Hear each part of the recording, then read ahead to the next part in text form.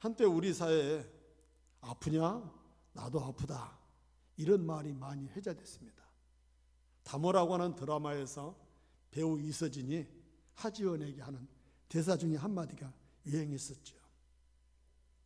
의사인 임채연 씨가 아프냐? 나도 아프냐? 아프다라는 제목의 책을 썼습니다.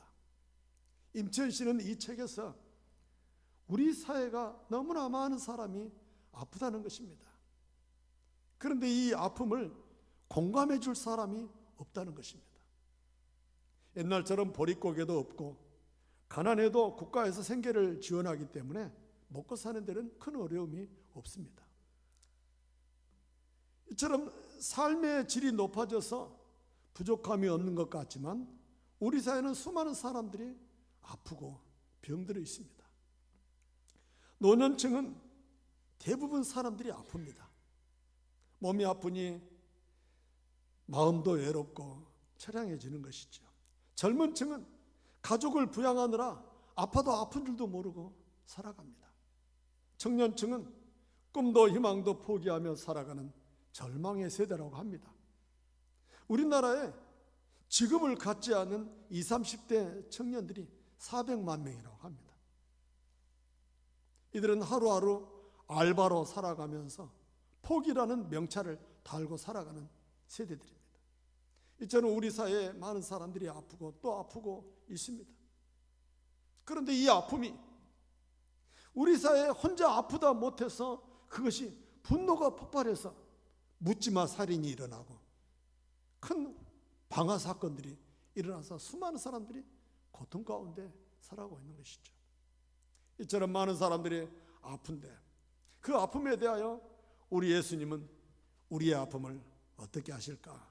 오늘 본문 5장 6절 말씀을 다 같이 읽어볼까요? 시작. 예수께서 그 누운 것을 보시고 병이 벌써 오래된 줄 아시고 이르시되 내가 낫고자 하느냐. 아멘. 우리 주님은 아픈 사람을 찾아와서 벌써 네가 병이 오래되었구나. 얼마나 아프냐 하고 우리 주님이 아픈 사람을 찾아와 그의 마음을 만져주신다는 것입니다. 제각기 살아갈 방법을 찾는다라고는 각자도생이라는 사자성어가 있습니다. 각자도생. 이 사자성어는 한국의 사자성어 중에 그 유래를 찾아보기 어려운 특별한 표현이라고 합니다. 보통 사자성어는 중국이나 한국의 고대사를 배경으로 만들어지지만 각자도생이라는 사자성어가 쓰인 흔적이 어디에도 없다고 합니다. 그래서 많은 사회학자와 언어학자들이 이 사자성어는 한국 사회의 이기주의적인 모습을 단편적으로 보여주는 한국만의 사자성어라고 말하고 있습니다. 오늘 베데스다 연못가에 누워있는 38년 된 병자는 혼자 각자 도생을 해야 하는 절박한 상황이었던 것이죠. 그래도 안 되는 것은 안 됐습니다. 이렇게 외로운 사람을 우리 주님이 찾아가신 것이죠. 그래서 하나님은 야고보 사도를 통하여 이 아픈 사람들을 어떻게 대해야 하는지를 이렇게 말씀합니다. 너희 중에 병든 자가 있느냐? 그는 교회 장로들을 청할 것이요 그들은 주의 이름으로 기름을 바르며 그를 위하여 기도할지니라 하십니다. 주의 이름으로 아픈 사람을 위하여 기도하라는 것입니다. 주의 이름으로 그들을 찾아가서 주님의 사랑하는 마음을 전해라는 것입니다. 수많은 사람들이 자신의 문제 때문에 고통스러워하지만 그 고통스러운 문제를 어떻게 해결해야 할 줄도 모릅니다. 그런 그들에게 우리 예수님은 찾아가셔서 사랑으로 그들의 마음을 어루만지라는 것입니다. 아무도 찾지 않는 사람을 찾아가는 것이 사랑의 시작입니다. 병들어 외로운 사람에게 예수님의 마음을 가지고 찾아가는 것이죠. 환난을 당하여 어려움과 근심으로 가득한 사람을 찾아가서 그들의 마음을 예수님의 이름으로 위로하는 것입니다. 이처럼 우리 주변에 많은 사람들이 병들어 있는데 그들을 바라보시는 주님의 마음은 어떤 마음일까? 함께 이 말씀 다 같이 읽어볼까요? 시작. 무리를 보시고 불쌍히 여기시니 이는 그들이 먹자 없는 양과 같이 고생하며 기진함이라. 아멘. 그렇습니다. 예수님은 이 땅의 병들어 고통 중에 절망하는 사람들을 목자 없는 양과 같다는 것입니다. 마음의 상처를 가득 안고 좌절하면서 살아가는 인생들이 목자 없는 양과 같다는 거예요. 이들은 고생하다 못해서 기진하여 쓰러질 지경이라고 하는 것입니다. 목자 없는 양은 무엇을 의미할까요? 현실적으로 목자가 없는 양, 혼자 들판에 돌아다니고 혼자 산골짜기에 돌아다니는 양은 매우 위험한 것입니다. 언제 어디서 일이나 늑대가 나타나서 공격할지 알 수가 없기 때문에 목자 없는 양이라고 하는 표현은 항상 위험에 노출되어 있고 항상 두려움과 공포에서 걱정하며 살아갈 수밖에 없는 연약한 인생을 표현하는 것입니다. 예수님은 우리 영혼을 인도해 줄 목자입니다. 예수님은 우리의 영혼을 평안하게 해주시는 목자예요. 그런데 그런 목자가 없이 살아가는 인생들은 늘 위태롭습니다. 언제 환난을 당할지 알 수가 없어요.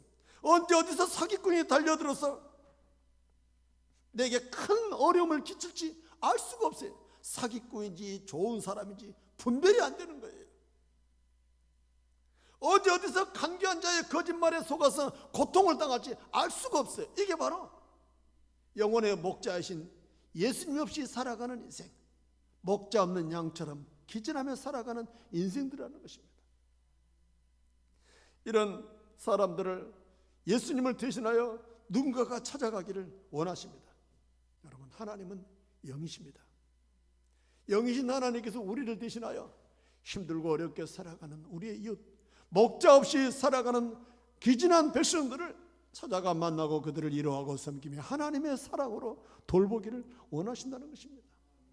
가서 그들에게 하나님께로 돌아오라, 하나님이 당신을 얼마나 사랑하는지 그 소식을 좀 전해달라는 것입니다.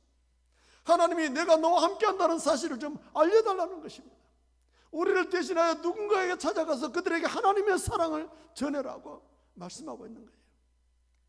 제가 한 분을 소개하겠습니다. 이분은 히말리아의 수바이차라고 불리는 사람이에요. 2023년 5월 달에 돌아가셨어요. 87세 이르게. 이 강원희 장로님은 의대를 졸업하고 가장 먼저 간 곳이 1970년도에 강원도 속초로 가서 대동의원을 차렸어요. 병원 문 입구에 병원비는 내고 싶은 만큼만 내고 가세요 라고 써놨어요. 그랬더니 주민들이 치료받고 채소를 가져오고 쌀을 한 자루 가져오고 과일을 가져오고 그것으로 병원비를 대신했다는 것입니다. 그곳에서 돈도 많이 벌었습니다.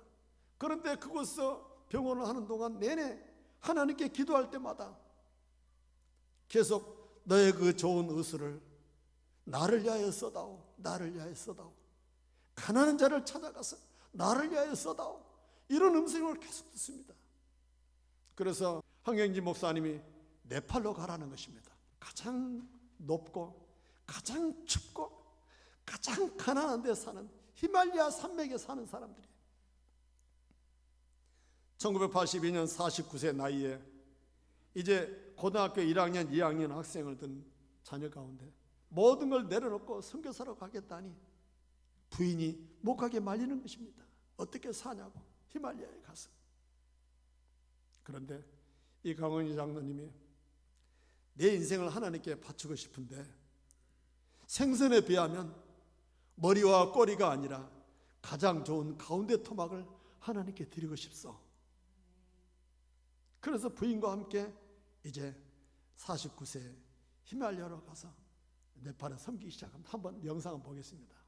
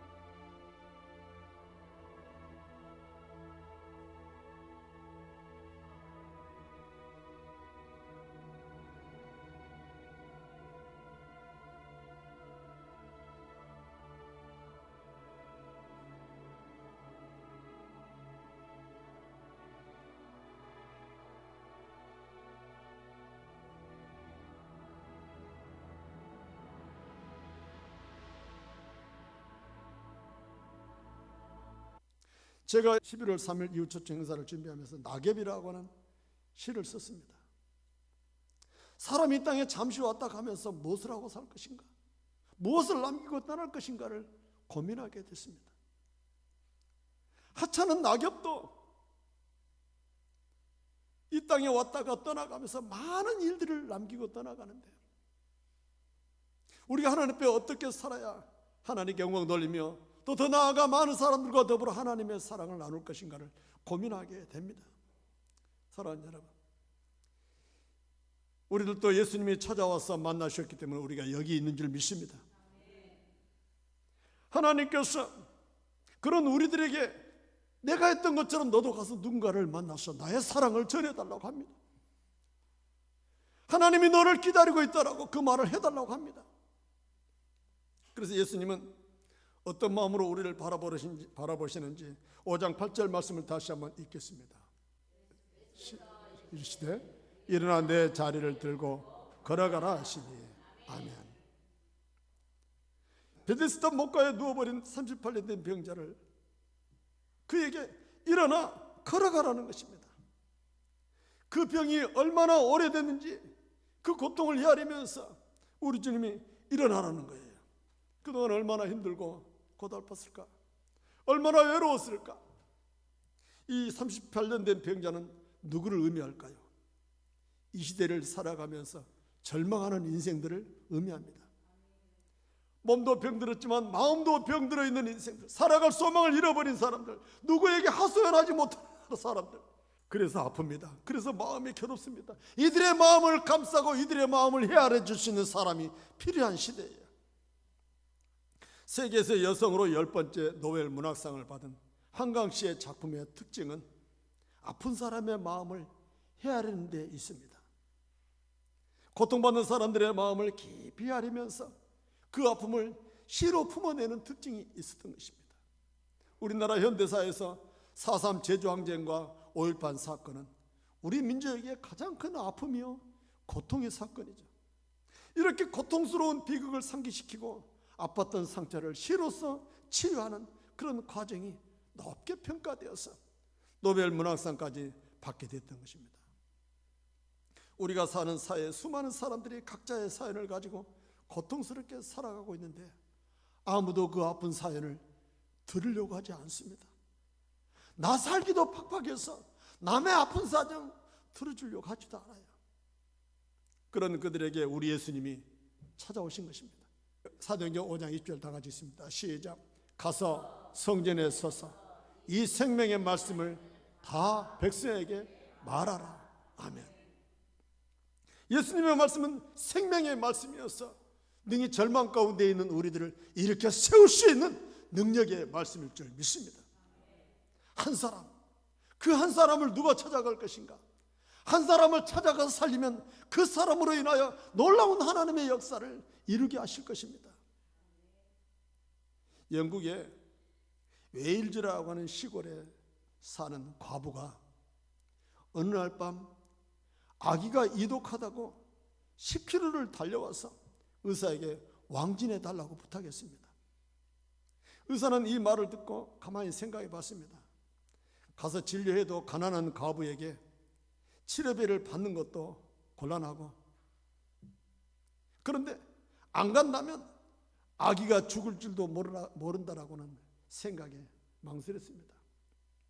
그러나 의사는 생각을 바꾸어 이해 타산보다는 의사로서 인도적인 사랑이 중요하다고 생각하고 서둘러 준비하여 과부를 따라 시골길을 걸어 그 집을 갔습니다. 그리하여 그 의사의 도움으로 이 아이는 죽을 고비를 넘기고 생명을 구했습니다. 이 아이가 바로 장성하여 영국의 수상이 된 로이드 조지입니다. 만약에 의사가 돈을 생각하며 가지 않았다면 그날 영국의 수상 로이드 조지는 이 세상에 없었을 것입니다. 이처럼 한 생명이 귀합니다. 주님이 38년 된 병자를 찾아가신 것처럼 우리들도 찾아가 그들에게 주님의 사랑을 전하라고 하는 것입니다. 그러므로 우리가 어떤 마음으로 그들을 만나고 어떤 마음으로 그들의 영혼을 대해야 할까? 오늘 보면 5장 10절을 다 같이 읽어보겠습니다. 시작. 유대인들이 병 나은 사람에게 이르되 안식일인데 내가 자리를 들고 가는 것이 옳지 아니하니라. 아멘. 안식일에는 병을 고치는 것이 옳지 않다 하여 병 고친 사람을 꾸짖었던 것입니다. 세상에 여러분, 병이 고침받았으면 그동안 얼마나 고생했느냐고 축하하는 것이 마땅하지 않겠습니까? 38년 동안이나 고통스럽게 살았던 그 사람의 마음을 헤아릴 줄 모르는 유대인들의 모습을 보게 돼요. 아무도 없이 홀로 연못가에 누워있던 그 모습을 보았을 테지만 이제나 저제나 병 낫기를 바라며 기다리던 그 간절한 마음을 외면하고 병 나은 사람을 꾸짖는 거예요. 안식일에 네가 자리를 들고 가는 것이 옳지 않다. 안식일에 병 나은 것이 옳지 않다라고 꾸짖었다는 것입니다. 이 본문을 고려신학대학원 신학학 교수인 권혜생 교수님은 이렇게 해석을 했어요. 베데스다라고 하는 연못은 자비의 집이라고 하는 뜻이다. 그런데 하나님의 자비를 바라보는 사람들이 모여 있는 곳에 남을 배려하는 자비는 일도 없는 곳이라는 것입니다. 다른 사람보다 내가 더 먼저 들어가야 되기 때문에 이기적인 욕심과 이기적인 눈빛으로 가득 찬 곳이 바로 베데스다 연못이라는 거예요. 자비의 집에 자비가 없는 아주 역설적인 상황입니다. 병자가 고침받았으면 자비로운 마음으로 기뻐해야 되는데 기뻐하지 않고 도리어 책망하고 꾸짖는 그러한 상황이 바로 역설적인 상황입니다. 여러분, 우리는 이 교회에서 주인 되신 예수님을 예배합니다. 그러므로 이 예배 자리에 나오지 말아야 할 사람은 아무도 없습니다. 다 나와야 돼요. 우리 주님은 다 나와서 주님을 만나기를 원합니다. 치료의 하나님, 위로의 하나님, 사랑의 하나님을 만나기를 원합니다. 그런데 우리 중에는 우리 마을 사람들에 대하여 수십 년 동안 함께 겪어 살아온 터라 내가 저 사람을 너무나 잘 안다는 마음으로 저 사람은 교회 다닐 사람이 아니야, 저 사람이 교회 온다면 내 손에 장을 지지지, 이렇게 말한다면 오늘 바리새인과 다를 바 뭐 있겠습니까? 여러분, 우리가 저 사람은 교회 다닐 사람이 아니야 라고 말한다면 우리는 다닐만 해서 다니고 있는 것일까요? 우리도 부족하고 연약한데 우리 주님의 은혜로 구원받아 하나님의 자녀가 된 것입니다. 우리도 불쌍히 여겨주셔서 주님의 자녀가 된 것이죠. 우리 한 사람 한 사람을 살리려고 우리 주님이 십자가에서 대신 죽으신 거예요. 주님께서 우리 한 사람을 얼마나 소중하게 여겼는가를 알게 됩니다. 여러분, 오늘 말씀을 마치면서 찬송가 277장 양떼를 떠나서라고는 찬송을 부를 터인데요, 이 찬송의 가사가 굉장히 의미가 있어요. 1절에 양떼를 떠나서 길 잃어버린 나 목자의 소리 싫어서 먼 길로 나갔네. 양떼를 떠난 양이 누굽니까? 바로 예수님을 떠나서 세상에서 마음대로 살고 있는 우리 인생들이에요.